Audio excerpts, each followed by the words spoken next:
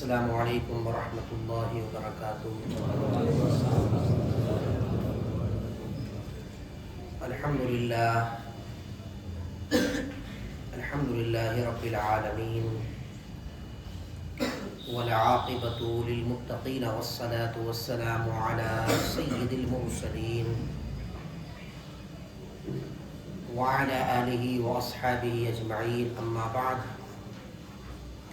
فاعوذ باللہ من الشیطان الرجیم، بسم اللہ الرحمن الرحیم۔ الذین آمنوا وتطمئن قلوبهم بذکر اللہ، الا بذکر اللہ تطمئن القلوب۔ صدق اللہ العظیم وبلغنا رسولہ النبی الامین المکین الکریم، ونحن على ذلك لمن الشاہدین والشاکرین، والحمد للہ رب العالمین۔ قرآن مقدس کی آیت مبارکہ کو آپ کے سامنے پڑھنے کا شرف حاصل کیا۔ آئیے کچھ باتیں پیش کرنے سے قبل ہم اور آپ مل کر حضور آقا انعامدار، مدینے کے تاجدار، دونوں عالم کے مالک و مختار، رحمت پروردگار، ہم غریبوں کی آقا، یتیموں کے ماوا و ملجا، رحمت دو عالم، نور مجسم، شفیع المذنبین، احمد مجتبی پیارے مصطفیٰ جناب محمد رسول اللہ صلی اللہ تعالی علیہ وآلہ وسلم کی بارگاہ بے کس پناہ میں انتہائی عقیدت و محبت اور ادب و احترام کے ساتھ آواز بلند درود و سلام کا ہدیہ اور تحفہ پیش کر لیجیے۔ پڑھیے اللہم صلی علی سیدنا و شفیعنا محمد وآلہ وسلم، صلاۃ و سلام علیہ یا رسول اللہ صلی اللہ تعالی علیہ وآلہ وسلم۔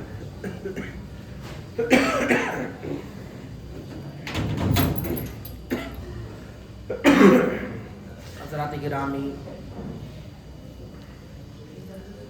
آج کی اس چکا چوند دنیا کے اندر افراط و تفرید کا عالم ہے۔ ہر شخص اپنی زندگی کے اندر مصروف اور بزی ہے، اور یہ دنیا دھیرے دھیرے فتنوں کی طرف بڑھتی جا رہی ہے۔ اس دنیا کے اندر آئے دن نئی نت چیزیں ہمارے سامنے آتی ہیں، نئے نئے ایجادات ہمارے سامنے آتے ہیں۔ بڑھتی ہوئی ٹیکنالوجی نے ہم سب کو سہولت کے اندر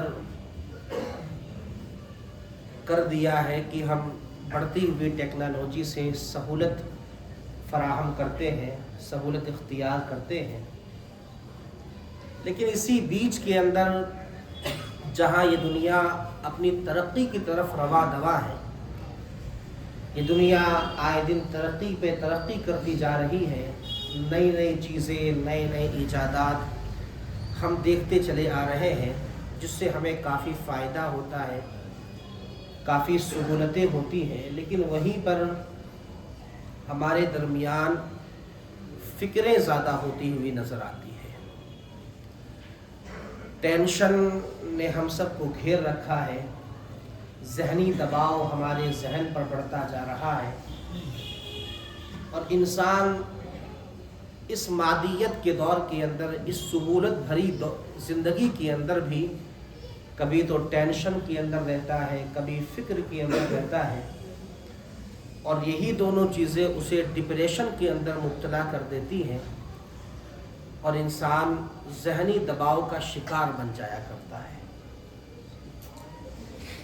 اور آج کل تو ایسا بھی دیکھا گیا ہے کہ نوجوان لڑکوں کے اندر بھی ڈپریشن ہو جاتا ہے، وہ انزائٹی کے مریض ہو جاتے ہیں، ذہنی تناؤ، ذہنی دباؤ ان کے اندر بھر جایا کرتا ہے۔ یہ چیزیں ایسی ہے کہ اس سہولت بھری زندگی کے اندر بھی اگر کوئی انسان ڈپریشن میں یا ذہنی دباؤ کے اندر مبتلا رہتا ہے تو اس کی زندگی اذیت ناک ہے، اس کی زندگی تکلیف دہ زندگی ہے، جبکہ یہ دنیا سہولت کی طرف بڑھتی جا رہی ہے۔ بہت ساری سہولتیں ہمارے پاس موجود ہیں، ہمیں اتنی سہولت فراہم کر دی گئی ہے کہ اگر ہم کسی جگہ سے کوئی چیز منگانا چاہیں تو اپنے گھر پر بیٹھے بیٹھے کوئی بھی چیز ہم منگا سکتے ہیں، کوئی بھی چیز ہمارے پاس آسانی کے ساتھ آ سکتی ہے، نہ ہمیں قدم بڑھانے کی ضرورت ہے، نہ ہمیں اپنی منزل سے اترنے کی ضرورت ہے۔ لیکن پھر بھی آج کی اس مادیت کے دور کے اندر لوگ ڈپریشن کے اندر مبتلا ہو رہے ہیں، لوگ اینزائٹی کا شکار ہو رہے ہیں، پینک اٹیک کا شکار ہو رہے ہیں، اور انسان جو ہے ذہنی اعتبار سے بہت زیادہ پریشان ہو چکا ہے۔ نوجوان لڑکوں کے اندر یہ چیزیں پائی جاتی ہیں، راتوں کو نیند نہیں آنا، چڑچڑاپن رہنا، اور بات بات پر غصہ آ جانا، اور ہر وہ چیز جو انسان کے ذہن کے اندر اثر ڈالتی ہے وہ ساری کی ساری چیزیں ایک نوجوان شخص کے اندر پائی جاتی ہیں۔ اور یہ بہت زیادہ ہمارے لیے فکر اور سوچنے والی بات ہے کہ آخر ایسا کیوں ہو رہا ہے۔ ہم کبھی کسی زمانے میں ڈپریشن کا نام سنتے تھے تو ذہن میں خیال آتا تھا کہ کوئی شخص جو بہت زیادہ پریشان ہے وہ ڈپریشن کا شکار ہو چکا ہے۔ جب اینزائٹی اور اس طرح کے معاملات ہمارے سامنے آتے تھے تو ہم سمجھتے تھے کہ کوئی شخص جو بہت زیادہ دنیا سے تھک چکا ہے، ہار چکا ہے، وہ اس چیز کے اندر مبتلا ہے۔ لیکن آج آپ ہماری شرح اٹھا کر دیکھیں، تفصیل اٹھا کر دیکھیں تو پتہ چلتا ہے کہ جو ضعیف العمر ہے ان کے اندر تو یہ چیزیں پائی جاتی ہی ہیں، لیکن جو ینگ ہیں، جو 30 سال کے ہیں، حتیٰ کہ 25 سال کے جو نوجوان ہیں، ان کے اندر بھی یہ چیزیں پائی جاتی ہے۔ چڑچڑاپن پایا جاتا ہے، غصہ بہت جلدی آ جانا، اور ہر وہ چیز جو ڈپریشن سے قریب کرتی ہے، ہر وہ علامت جو ڈپریشن کی علامت ہے، ہر وہ بیماری جو انسان کو اینزائٹی کے قریب کرتی ہے، ذہنی دباؤ میں اثر ڈالتی ہے، وہ ساری کی ساری چیزیں ایک نوجوان کے اندر بھی پائی جا رہی ہے، اب چاہے وہ نوجوان لڑکا ہو یا نوجوان لڑکی ہو۔ اس کی وجہ کیا ہے؟ اس کا حل کیا ہے؟ وجہ ہم نے خود پال رکھی ہے، اور جہاں میڈیکل سائنس نے یا سائنسدانوں نے ہمارے سامنے اس کا حل پیش کیا ہے، اس سے کئی ہزار سال پہلے اللہ کے رسول صلی اللہ تعالی علیہ وآلہ وسلم نے اس کا حل ہمیں قرآن و حدیث کی روشنی میں پیش کر دیا۔ جن مسائل کے آج ہم شکار ہیں، جن تکلیف کے آج ہم شکار ہیں، اور اس کی دوائیاں ڈھونڈتے پھر رہے ہیں کہ ہمارا ذہنی تناؤ کم ہو، ہمارا اسٹریس کم ہو، ہماری تھکاوٹ کم ہو، ہم اس طرح کے ڈپریشن کے مریض نہ ہو، اور اس کی ادویات، اس کی دوائیاں ہم ڈھونڈتے پھر رہے ہیں۔ اللہ کے رسول صلی اللہ علیہ وآلہ وسلم کو اللہ تعالیٰ نے ساری چیزوں کا علم دے رکھا تھا۔ اللہ علیم و خبیر ہے، اور اللہ تبارک و تعالیٰ نے اپنے نبی صلی اللہ تعالیٰ علیہ وسلم کو ساری چیزوں کا علم دے رکھا تھا۔ حضور صرف دین پڑھانے کے لیے نہیں آئے تھے، بلکہ حضور نفسیات کا بھی خیال رکھتے تھے۔ حضور لوگوں کے نفسیات کا خیال رکھنے کے ساتھ ساتھ ایسی ہدایتیں دیتے تھے جن ہدایتوں پر عمل کر کے انسان ان تمام چیزوں سے محفوظ ہو جاتا ہے۔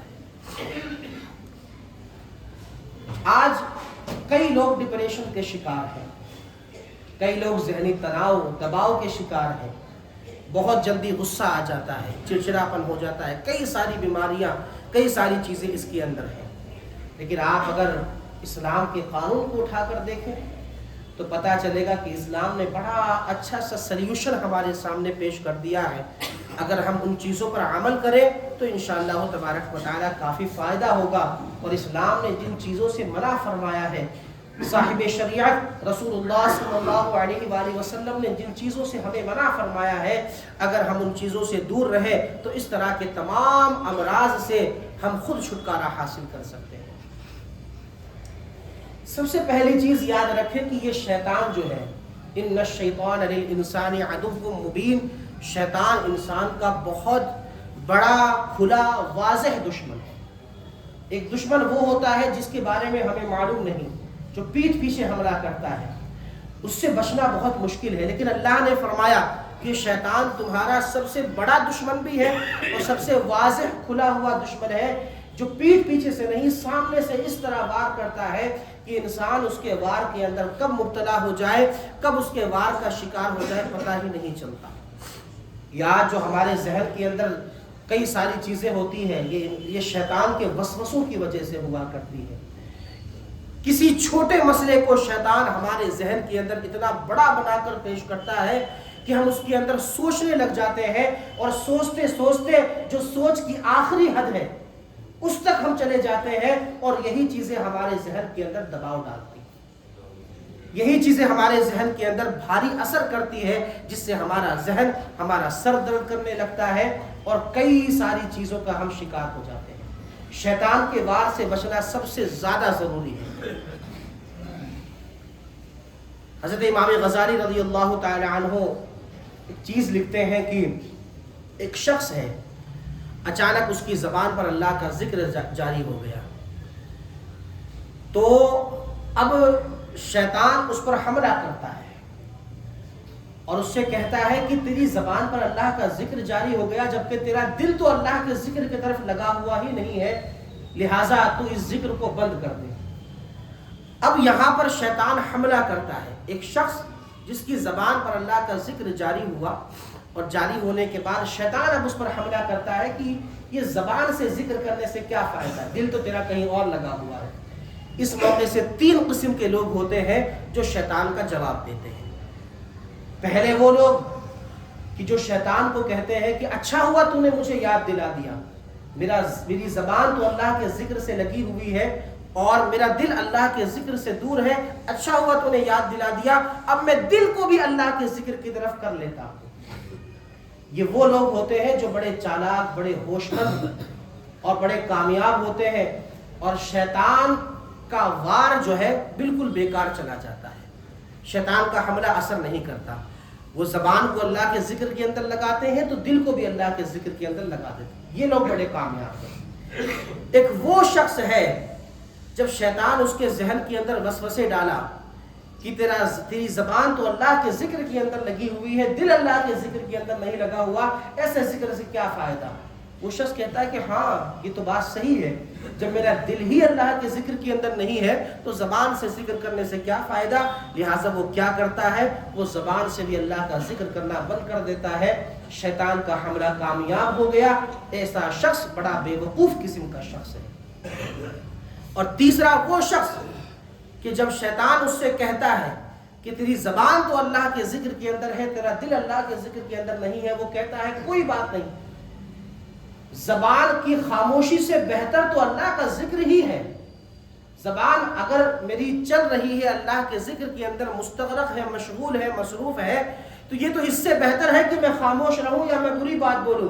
دل اگرچہ نہیں لگا ہوا، دل بھی ایک وقت کے بعد لگ جائے گا، لیکن زبان تو لگی ہوئی ہے، جسم کا کوئی حصہ تو اللہ کے ذکر کے اندر لگا ہوا ہے، لہٰذا میں ایسے ہی رہتا، یعنی میں اللہ کے ذکر کے اندر مصروف اور مشغول رہتا ہوں۔ دل کا علاج بعد میں ہے، دل کا حال بعد میں ہے، دل بعد میں لگ جائے گا تو لگ جائے گا، لیکن میں زبان سے ذکر بند نہیں کر سکتا۔ یہ تین قسم کے لوگ ہوتے ہیں، اور شیطان کس طرح ہم پر حملہ کرتا ہے ہمیں پتہ ہی نہیں چلتا۔ تو کئی بار ایسا ہوتا ہے کہ شیطان ہم پر حملہ کرتا ہے اور اس کے چنگل میں آ کر ہم پھنس جایا کرتے ہیں۔ ہم سمجھتے ہیں کہ ہم ہوش مند ہیں، ہم سمجھتے ہیں کہ ہم دانش مند ہیں، عقل مند ہیں، لیکن ہم سے بڑا بے وقوف کوئی نہیں ہوتا۔ اس لیے شیطان کے وار کو سمجھنا بہت زیادہ ضروری ہے۔ اگر ہم اپنے ٹاپک پر آئیں تو موجودہ دور کے اندر یہ آج جو ڈپریشن کا ہمارے سامنے معاملہ بنا ہوا ہے، چڑچڑاپن، غصہ، یہ سب چیزیں ایسی ہیں۔ غصہ تو اتنی خطرناک چیز ہے کہ اللہ کے رسول صلی اللہ علیہ وآلہ وسلم نے اس کا علاج ہمیں بتایا۔ جدید سائنس کے مطابق یہ جو غصہ ہے یہ ڈپریشن سے بہت زیادہ قریب کرنے کی وجہ بن جاتا ہے۔ کئی مرتبہ ایسا ہوتا ہے کہ غصے کے عالم میں ہم اتنے اپنے ذہن سے اپنے دماغ سے پرے ہو جاتے ہیں، ہمیں پتہ ہی نہیں چلتا کہ زبان ہماری کیا کہہ رہی ہے، رشتے ہمارے کہاں ٹوٹ رہے ہیں یا نہیں ٹوٹ رہے ہیں۔ یہ غصہ سب سے زیادہ ڈپریشن سے قریب کرنے کی وجہ ہے۔ اگر ہم اس غصے کو چھوڑ دیں، اپنے آپ پر قابو پا لیں، اور ایسا نہیں ہے کہ قابو پانے کا طریقہ حضور نے ہمیں نہیں بتایا، نبی کریم صلی اللہ علیہ وآلہ وسلم نے ارشاد فرمایا جب تم میں سے کسی کو غصہ آئے اگر وہ کھڑا ہو تو بیٹھ جائے، بیٹھا ہو تو لیٹ جائے، انشاءاللہ اس کا غصہ دفع ہو جائے گا۔ یہ ایسی دوائی ہے کہ جو دوائی آپ کو مفت میں مل رہی ہے اور اس کا 100% علاج ہوتا ہے کہ اگر کوئی شخص بڑے غصے کے عالم میں ہو۔ اچھا، جدید سائنس بھی، جدید ریسرچ بھی ہمیں یہی کہتی ہے کہ غصے کے عالم میں ہمارا جو بلڈ پریشر بہت زیادہ ہائی ہو جاتا ہے اور ہم آپے سے باہر ہو جاتے ہیں۔ اس سچویشن کے اندر اگر ہم کھڑے ہیں، اگر بیٹھ جائیں تو ہمارا بلڈ پریشر نارمل ہو جاتا ہے اور جو خون کی روانی ہے وہ روانی ہلکی پڑ جاتی ہے، جس سے ہمارے اوپر جو بھوت سوار ہے وہ نکل جایا کرتا ہے۔ اور اگر اس سے بھی کام نہ بنے تو حضور نے فرمایا کہ وہ لیٹ جائے۔ لیٹ جانے سے ہمارے جسم جو مشتعل ہو چکے ہیں، ہمارے جسم کے وہ پرزے، وہ اعضاء جو گرم ہو چکے ہیں، لیٹ جانے کی وجہ سے وہ ٹھنڈے پڑ جایا کرتے ہیں، جس سے ہمارا غصہ دھیرے دھیرے تھم جایا کرتا ہے۔ اور جدید ریسرچ بھی یہی کہتی ہے کہ غصے کے عالم میں انسان کا بلڈ پریشر بہت زیادہ ہائی ہو جاتا ہے، اور اگر اس بلڈ پریشر کے عالم میں اگر کوئی شخص اپنے جسم کو سکون دے لے، چاہے بیٹھنے سے یا لیٹنے سے، تو اس کا بلڈ پریشر بہت زیادہ نارمل ہو جاتا ہے، غصے کی کیفیت جاتی رہتی ہے۔ جبکہ غصے کے بارے میں شیطان سے پوچھا گیا تو شیطان کہتا ہے کہ میں انسان کو غصے کے عالم میں، انسان کے ساتھ غصے کے عالم میں اس طرح کھیلتا ہوں جس طرح ایک بچہ گیند سے کھیلتا ہے۔ ایک بچہ جو ہے وہ گیند سے جس طرح کھیلتا ہے، اس کو ہر طرف مارتا ہے، ہر طرف پھینک دیتا ہے، ایسے ہی شیطان انسان کے ساتھ غصے کے عالم میں کھیلتا ہے۔ اس کے منہ سے کچھ بھی بکوا سکتا ہے، حتیٰ کہ ایک انسان غصے کے عالم میں طلاقیں دے دیتا ہے، بلکہ اس سے بڑھ کر غصے کے عالم میں ایک انسان جو ہے کفر بھی بک دیا کرتا ہے، کافر بھی ہو جایا کرتا ہے۔ یہ غصہ بہت زیادہ ڈپریشن سے قریب کرنے کی وجہ ہے۔ اس سے ہمیشہ محفوظ رہیں، بہت زیادہ سوچنے سے بچیں۔ وہ چیزیں جو مستقبل میں ہمیں آنے والی ہیں، جو آئندہ وہ فکر جو ہمیں لاحق ہونے والی ہے، اس کو آپ نہ سوچیں، اس کو اللہ کے حوالے کر دیں۔ شیطان کسی چھوٹی سی چیز کو ہمارے ذہن کے اندر بہت بڑا بنا کر پیش کرتا ہے، اور یہ چیز ہم جب سوچنے لگ جاتے ہیں نا، یہ معمولی سی پریشانی جب ہم سوچنے لگ جاتے ہیں، یہ بہت زیادہ سوچنا یہ بھی ڈپریشن سے قریب کر دیتا ہے۔ اللہ کے رسول صلی اللہ تعالی علیہ وآلہ وسلم نے اس کا ہمیں علاج بتایا، بلکہ خود حضور اس پر عمل کرتے تھے۔ حضور نے بتایا یہ بہت زیادہ سوچنا یہ دماغ کو جو ہے خراب کر دیتا ہے، دماغی امراض کے اندر اس کا بہت زیادہ رول ہے۔ اس بہت زیادہ سوچنے سے تو ہمیں بچنا چاہیے، جس کو آج ہم اپنی زبان میں اوور تھنکنگ کہتے ہیں۔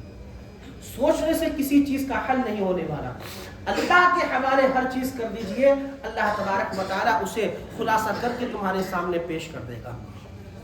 تو یہ اوور تھنکنگ جو ہمارے ذہن کے اندر آ رہی ہے، اس سے بچیں، اور اللہ کے رسول صلی اللہ علیہ وسلم خود اس سے بچا کرتے تھے۔ بلکہ حضور نے فرمایا یہ چیز تو ایسی ہے، اس کو کہتے ہیں الہم، بہت زیادہ سوچنا۔ حضور فرماتے ہیں یہ بہت زیادہ سوچنا جلد بڑھاپا لا دیتا ہے، بہت زیادہ سوچنے سے انسان جلد بوڑھا ہو جاتا ہے، اور اسی وجہ سے نبی کریم صلی اللہ علیہ وآلہ وسلم اس چیز سے پناہ مانگا کرتے تھے۔ حضرت انس بن مالک رضی اللہ تعالیٰ عنہ روایت کرتے ہیں اللہ کے رسول صلی اللہ علیہ وآلہ وسلم کی کچھ دعائیں ایسی تھی جو دعائیں حضور ہر وقت پڑھا کرتے تھے۔ ان دعاؤں میں سے ایک دعا یہ ہے اللہم انی اعوذ بک من الہم والحزن والجبن والبخل والعجز والکسل وضلع الدین وغلبۃ الرجال۔ اس میں حضور نے سب سے پہلے ہم کا ذکر فرمایا، اللہم انی اعوذ بک من الہم والحزن۔ یہ جو ہم ہے، یہ لفظ عربی میں ہم جو ہے یہ بہت زیادہ سوچنے کو کہتے ہیں، یہ جو ہے جلد بڑھاپا لاتا ہے، اور حضور خود اس سے پناہ مانگا کرتے تھے۔ تو بہت زیادہ سوچنے سے بچیں، اوور تھنکنگ سے بچیں، بلکہ اللہ کے حوالے سارے معاملہ، مستقبل میں کیا مسئلہ پیش آنے والا ہے، مستقبل میں کیا ہونے والا ہے، فیوچر میں کیا ہونے والا ہے، اللہ کے حوالے۔ ہم بس محنت کرتے جائیں، اسباب اختیار کرتے جائیں، اللہ تبارک و تعالیٰ خود ہمارے مسائل کا حل فرما دے گا، خود ہمیں اس چیز سے چھٹکارا عطا فرما دے گا۔ اور پھر ہم اپنی لائف سٹائل کو اس طرح رکھیں کہ خود ہم ان چیزوں سے دور رہیں۔ جیسے ڈپریشن سے بچنے کی سب سے بہترین چیز کیا ہے کہ ہم خدمت خلق کریں، ایک دوسرے کی مدد کریں۔ یہ ایک دوسرے کی مدد کرنا، اس سے ہمارے ذہن کے اندر، دل و دماغ کے اندر خوشی محسوس ہوتی ہے۔ ڈپریشن کے اندر اگر کوئی غم کے اندر رہتا ہے تو اس کو کیا چاہیے؟ اس کو سکون چاہیے، خوشی چاہیے۔ تو ہر وہ اسباب اختیار کریں جس سے انسان کو خوشی محسوس ہو۔ جدید ریسرچ کے مطابق اگر ہم کسی کی مدد کرتے ہیں تو ہمارے اعضاء کے اندر ایسے ہارمونز خارج ہوتے ہیں جو ہمارے ذہن و دماغ کو خوشی دیتے ہیں۔ تو خوشی دینے والا کام کریں، جو روحانی سکون ہے وہ والا کام کریں۔ اور روحانی سکون دینے والا کام کیا ہے؟ خدمت خلق ہے، ایک دوسرے کی مدد کرنا ہے۔ قرآن مقدس کے اندر اللہ تبارک و تعالیٰ نے ارشاد فرمایا وَتَعَاوَنُوا عَلَى الْبِرِّ وَالتَّقْوَى وَلَا تَعَاوَنُوا عَلَى الْإِثْمِ وَالْعُدْوَانِ، اور نیکی اور بھلائی والے کاموں پر ایک دوسرے کی مدد کیا کرو، گناہ والے کاموں پر ایک دوسرے کی مدد نہ کرو، نیکی اور بھلائی والے کاموں پر ایک دوسرے کی مدد کیا کرو۔ جب ہم ایک دوسرے کی مدد کرتے ہیں تو ہمارے جسم کے اندر خود ہی اللہ تبارک و تعالیٰ کی طرف سے ایسی چیز محسوس ہوتی ہے جس سے دل و دماغ کو ہمارے سکون ملتا ہے۔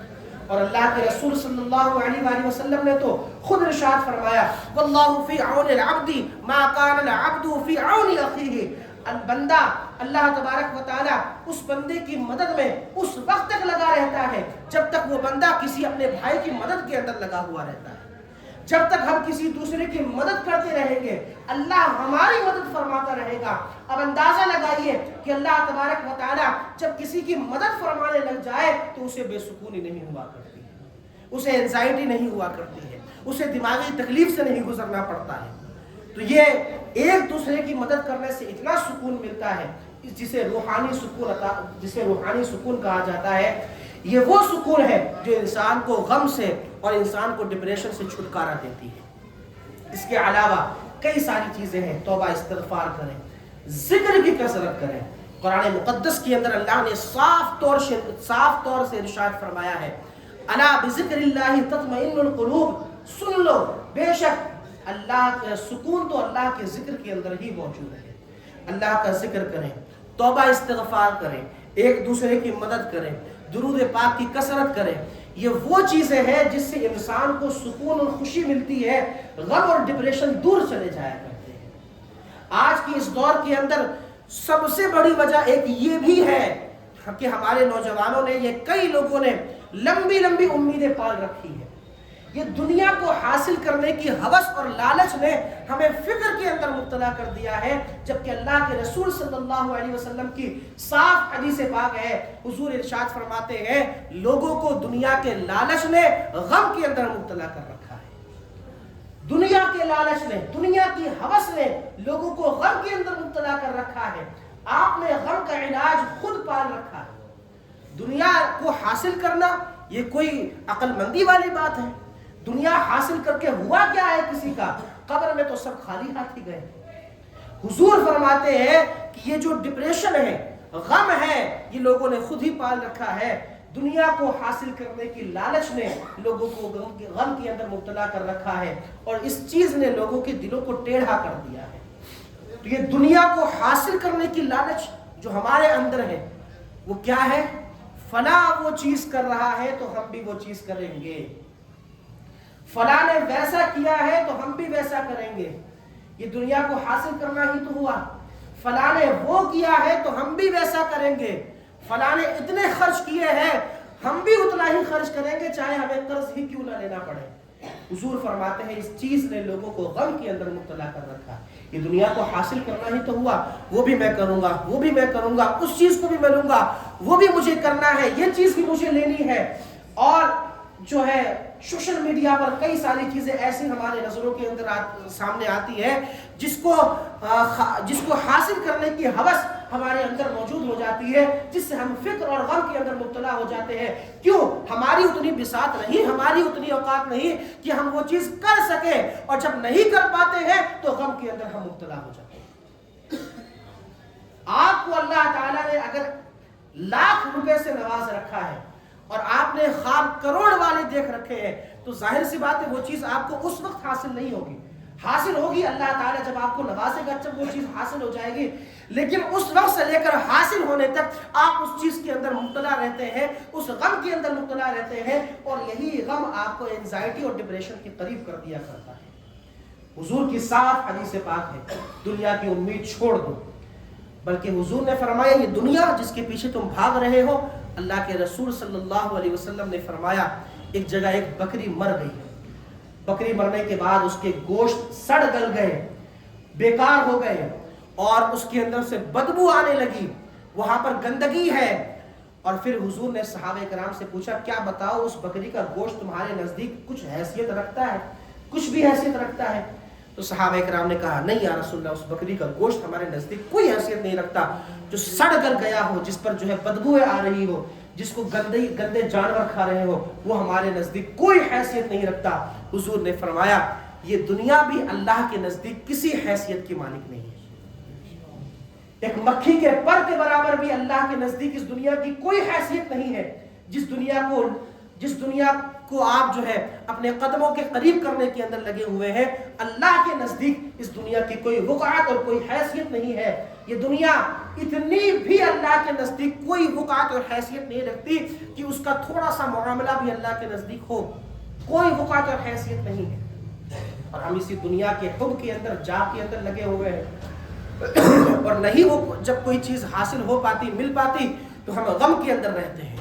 طول عمل، ہماری لمبی لمبی امیدوں نے ہمیں غم کے اندر مبتلا کر رکھا ہے۔ بہت لمبی امیدیں ہم لگا رکھے ہیں کہ وہ چیز ہمیں حاصل کرنی ہے، اور وہ چیز حاصل کرنے تک، اب سے لے کر اس وقت تک جب تک ہمیں کوئی چیز حاصل نہیں ہو پاتی، ہم غم کے اندر رہتے ہیں، اور یہی غم دھیرے دھیرے ہمیں ڈپریشن کے قریب کر دیا کرتا ہے۔ جبکہ اگر ہمیں کوئی چیز چاہیے تو ہمیں اللہ سے کیا مانگنا چاہیے؟ اللہ ہمیں سکون دے، عافیت دے، قبر میں سکون دے، جنت میں بہترین جگہ دے کہ کل قیامت کے دن ہم بخشائے جائے۔ یہ دنیا کیا مانگنا، دنیا کیا مانگنا؟ نمرود سے لے کر حضرت سلیمان بخت نصر سے لے کر دارا سکندر، سب یہ دنیا کے مالک تھے۔ حضرت سلیمان علیہ السلام ہو یا نمرود ہو، انہوں نے ایک وقت میں دنیا پر راج کیا ہے، پوری دنیا کے تنہ تنہا بادشاہ رہے ہیں، لیکن جب اس دنیا سے گئے ہیں ہاتھ خالی ہو کر گیا ہے۔ یا آج کے کتنے بھی ملینر یا بلینر لوگ ہوں، وہ بھی جب اس دنیا سے جاتے ہیں خالی ہاتھ جاتے ہیں۔ کہاں گئی ان کی دولت، کہاں گئی ان کا بنگلہ، کہاں گئی ان کی گاڑیاں؟ کیوں قبر میں ساتھ نہیں جاتے ساتھ میں؟ قبر میں اگر کچھ ساتھ جاتا ہے تو صرف وہ اعمال ساتھ جاتے ہیں۔ آپ کو اس کی فکر کرنی چاہیے، نہ کہ اس کی جو ہمارے ساتھ جائے گا ہی نہیں۔ اس لیے اس مادیت کے دور کے اندر جہاں سہولتیں بہت زیادہ ہیں، جہاں ساری چیزیں بہت زیادہ ہیں، وہاں پر اپنے آپ کو سکون کے قریب کریں۔ سکون ذکر سے ملتا ہے، سکون نماز سے ملتا ہے، سکون توبہ سے ملتا ہے۔ اچھے دوست اختیار کریں، اچھے دوست اختیار کرنا بھی سکون کا باعث ہوا کرتا ہے۔ صحبت صالح ترا صالح کند، صحبت طالع ترا طالع کند۔ اچھوں کی صحبت تجھے نیک بناتی ہے، بروں کی صحبت تجھے برا بنا دیا کرتی ہے۔ اپنے آپ کو نیکیوں سے قریب کریں، توبہ سے قریب کریں، درود پاک کی کثرت کریں، استغفار کریں، اور ہر وہ چیز کریں جس سے سکون ملتا ہے، تاکہ آپ ڈپریشن، غم، اینزائٹی، پینک اٹیک، ان تمام چیزوں سے دور رہیں، ان تمام چیزوں سے آپ کو چھٹکارا حاصل ہو جائے۔ نمازوں کے قریب رہیں، لمبے لمبے سجدے کریں، دعاؤں کے اندر آنسوؤں کو بہائیں، تو انشاءاللہ تبارک و تعالی یہ ساری کی ساری چیز آپ کو حاصل ہو جائے گی۔ انشاءاللہ ان تمام چیزوں پر ہم عمل کریں گے۔ اور اگر کوئی شخص ہے جو ڈپریشن کے اندر مبتلا ہے، غم کے اندر مبتلا ہے، ایک وظیفہ آپ کے سامنے عرض کرتا ہوں، اس وظیفے پر اگر آپ عمل کریں گے، اس عمل کو کر لیں گے، تو انشاءاللہ تبارک و تعالی اس چیز سے جو غم ڈپریشن ہے، اس چیز سے آپ کو شفا حاصل ہو جائے گی۔ ڈپریشن اور غم سے چھٹکارا حاصل کرنے کا جو وظیفہ ہے وہ یہ ہے کہ فجر کی 2 رکعت کی فجر کی جو سنت ہے وہ، اور ظہر، مغرب، عشاء کے فرض کے بعد جو 2 رکعت سنت ہے وہ، اس میں آپ اس سنت کو آپ اس طرح ادا کریں کہ پہلی رکعت میں تو سورہ فاتحہ کے بعد سورہ قل یا ایھا الکافرون، سورہ اذا جاء نصر اللہ اور سورہ تبت، ان 3 سورتوں کو پہلی رکعت میں پڑھیں، اور دوسری رکعت میں سورہ فاتحہ کے بعد سورہ اخلاص، سورہ فلق اور سورہ ناس، ان تینوں سورتوں کو پڑھیں۔ ان 6 سورتوں کو 2 رکعت میں پڑھنا ہے۔ پہلی رکعت میں 3 سورتیں پڑھیں، سورہ کافرون، سورہ نصر اور سورہ تبت، اور دوسری رکعت کے اندر سورہ فاتحہ کے بعد سورہ اخلاص، سورہ فلق اور سورہ ناس، ان 6 سورتوں کو 2 رکعت کے اندر پڑھیں۔ فجر کی 2 رکعت سنت میں، اور ظہر، مغرب اور عشاء کے فرض کے بعد جو 2 رکعت سنت ہے، ان سنتوں کے اندر اس سورت کو پڑھیں تو انشاءاللہ تبارک و تعالی غم اور ڈپریشن سے آپ کو مکمل چھٹکارا حاصل ہو جائے گا۔ اگر کسی کے اندر یہ بیماری ہے تو جب تک اس کو شفا حاصل نہ ہو جائے اس وقت تک وہ ان سنتوں کو اسی طرح پڑھتا رہے تو انشاءاللہ تبارک و تعالی اس کا غم، ڈپریشن سب کچھ دور ہو جائے گا۔ اللہ تبارک و تعالی ہم سب کو کہنے سننے سے زیادہ عمل کرنے کی توفیق عطا فرمائے۔ استغفر اللہ ربی من کل ذنب واتوب الیہ، وآخر دعوانا ان الحمد للہ رب العالمین۔ تو حضرات سنت پڑھیں۔